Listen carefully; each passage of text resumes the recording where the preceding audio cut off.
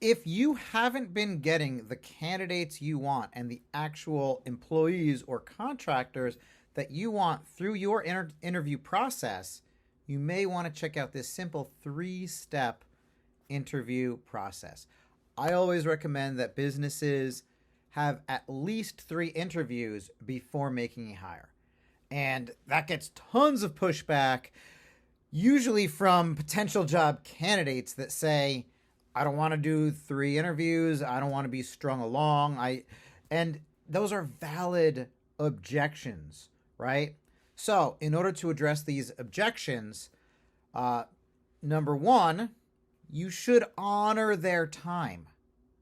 That means make the first interview virtual if possible, maybe even the second interview, right? Having virtual steps, it cuts down on their drive time. It also makes it a little easier for you because you're not sitting there waiting for them to come in and having to have your office ready. You could be getting stuff done and then just log in when it's time. So, virtual interviews are huge, at least for the initial steps, right? Because we're going to have a multi step process. Why not make some of these steps as easy as possible, both for you and for them? Another objection is that they get strung along, not so much in a time sense, but in, okay, I had this interview, it went great, and I haven't heard back, right? So I like to be as timely as possible. If at all possible, try to schedule the next step for the very next day or at least the next week, right? Put it on the calendar fairly quickly. If this person can check all your boxes, why not set it immediately? Now, sometimes you may need to confer with people before scheduling the next one, and that's understandable, but you can still use the principle of being timely with the scheduling. That way they don't feel like they're being strung along. Now, why are we doing this in the first place? Right? Why 3 interviews? Why is that so? Wouldn't it be more efficient, Tim, to just get them all done at once? Just ask every question right there in one interview. Isn't that saving me time and saving them time rather than doing it 3 times? Well, first of all, there's what I like to call first date syndrome, where everyone likes to bring their best self to the absolute first meeting. And so if that's the only interview you have, you're not really getting the real person. By setting up 3 distinct interviews, you are going to see, is this person consistent? Can they follow through on their word? Do you know how many times I've had a great first interview with someone, from the employer perspective, like, okay, great. Your next interview is so and so, and they don't even show up, or all of a sudden an email, something else came up. To me, that's a red flag, right? So it really helps show, that, like, for authors, show don't tell. It really shows how reliable they are if they have trouble showing up to the second or third interview. And also, they might come, dressed down a little bit. They probably wore their tie for the first interview, and the second one, are they in sweats? What's going on? So the process itself of having 3 is extremely valuable. So the first interview is going to be the standard interview, right? You go over their resume, you explain the job, you explain the company, standard questions that, you've seen 100 times. I'm not going to go over them there in this video, but I can in a future one if that's something that interests you. And it's also your chance to sell the job and sell the company to that candidate. Selling the job and selling the company really help. Like, is this going to be a person that can be sold, that you can get, that's going to be full steam for your company, right? Because if you sell them on that job, they're going to come to that second interview pumped. And this could be a good gauge for you. How are you at casting your vision?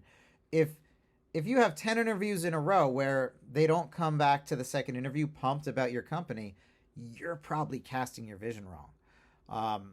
You're probably not doing a good job of selling your company to potential team members, or you're just looking in the wrong places to get these people in the first place.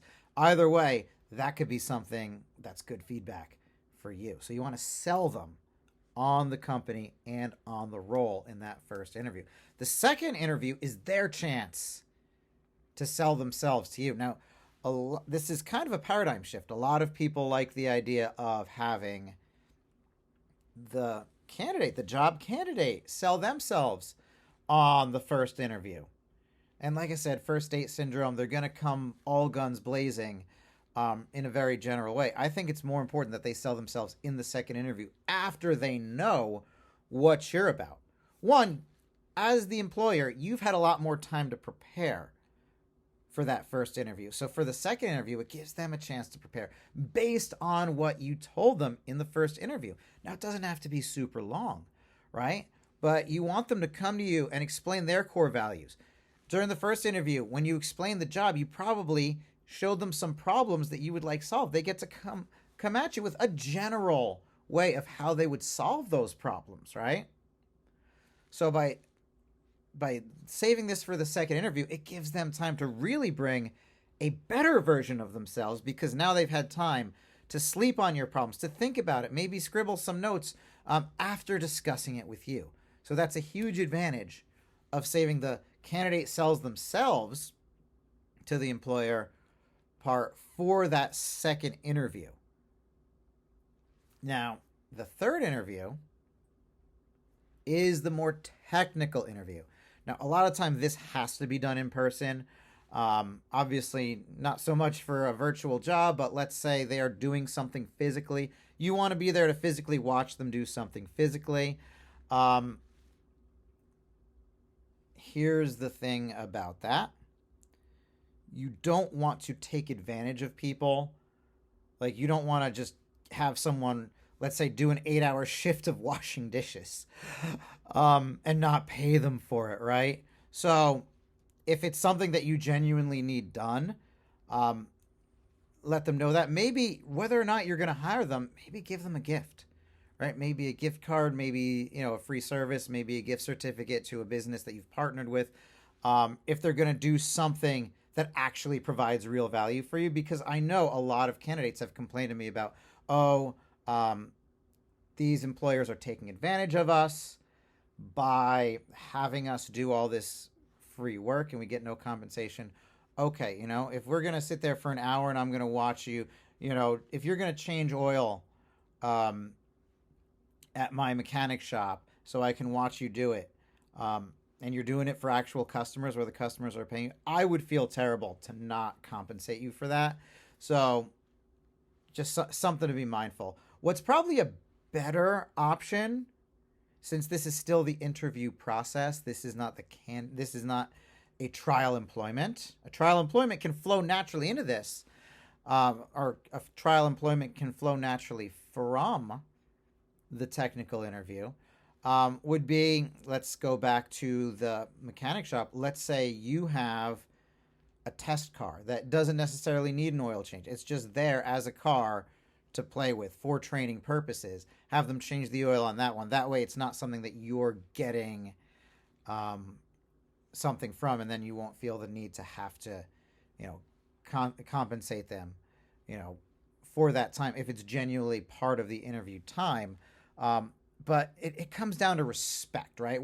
By having candidates walk through this 3-step interview process, you're only going to get candidates that respect you, right?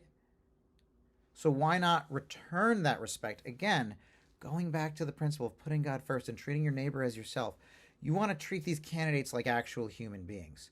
So if you're going to do a technical interview, which I strongly recommend, every one of my clients has a technical interview, no matter how untechnical the role might seem, you want to treat them with utmost respect and value their time. Thank you, and I hope this helps. For more about this, you can check out my book, Lead, Serve, Win, bestseller on Amazon. You can also sign up for my online courses or sign up to work with me personally, me and my team, and we'll help your business build the team of your dreams. Love you guys. Thanks.